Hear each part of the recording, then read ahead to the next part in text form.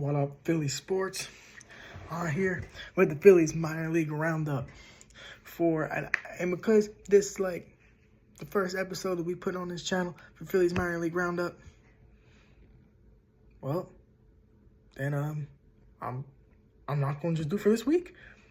I'm going to do it for since January. We'll do since January. So we'll go January to February 13th, which is when I'm making this video.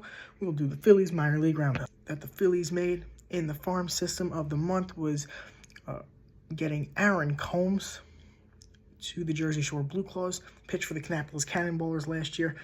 For the Blue Claws, I like that very much. Getting another hurler in there, I think. Another good right-hander.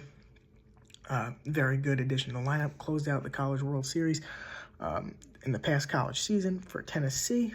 Nick Vespi, a pitcher, was assigned to the Lehigh Valley Iron Pigs. Again, I feel like that's another good move. Just getting more arms in the minors, especially AAA, for the Phillies to work with. Jose Cuas was sent to the Lehigh Valley Iron Pigs and the Phillies. I would expect him to go up and down this year. A bunch of free agents were signed. Delvis Velasquez, this is what's interesting to me about this, is that the Phillies are really stacked with catchers in the minor leagues, and I just don't see any room for them in the major leagues. Not that many, at least, and that's why it doesn't make sense to continuously keep signing catchers when you really don't need them, and you should be okay with what you have. But, hey, I'm not the Phillies GM. Okay. A bunch of released players from the rookie ball affiliates, a lot from the DSL Phillies red and white. Yeah, wow, a lot.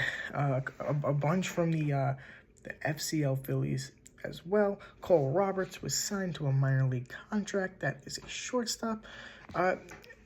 Texas player, University of Texas, Dylan Campbell, an outfielder who played exceptionally at Texas during his time there.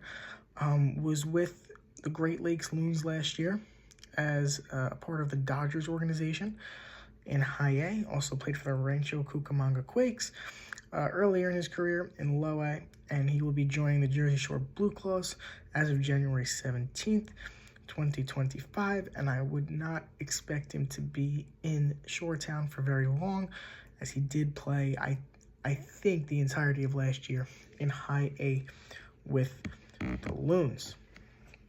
A bunch of solid signings, I should say, for the DSL Phillies, one of the rookie ball affiliates. Again, another catcher signed in Gabriel Flores, something I don't get. I don't really understand that. Earlier in the year, Marion Boyd and Starling Cabo were traded away. I get that move.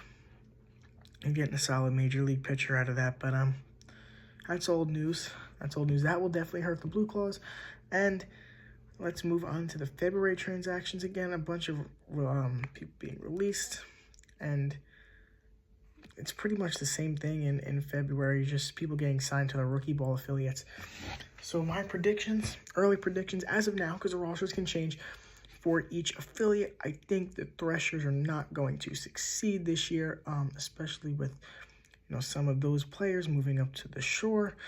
I feel like maybe either early on in the season or midway through the season. And I just don't. If we look at the way that they did in the second half of last season, I just don't see them succeeding throughout the entire year. We'll see in the second half. Things can change, but I don't know. I don't think the rookie ball affiliates look too hot either. Let's look at Jersey Shore. I think they're going to be very good pitching-wise. However, offensively and defensively in the field, I don't see it looking great to start the season. I think because of the loss of Marion Boyd hurts. I think if TJ Walton is called up to play center field, that would be amazing. I don't feel great about Diego Gonzalez in the middle infield. Same thing with Brian Rincon. I feel like he is a little bit of an overrated prospect. but he's also been injured a lot. I think the Blue Claws pitching staff looks great. I think the same thing with the Reading Fight and Phil's pitching staff-wise. I think they look great offensively. I think they are going to do the best out of the 4 affiliates from low A to AAA. And with AAA, I feel like the pitching staff is a little shaky. I think the offense is going to look okay. I don't expect Justin Crawford to play that much AAA ball, if any at all.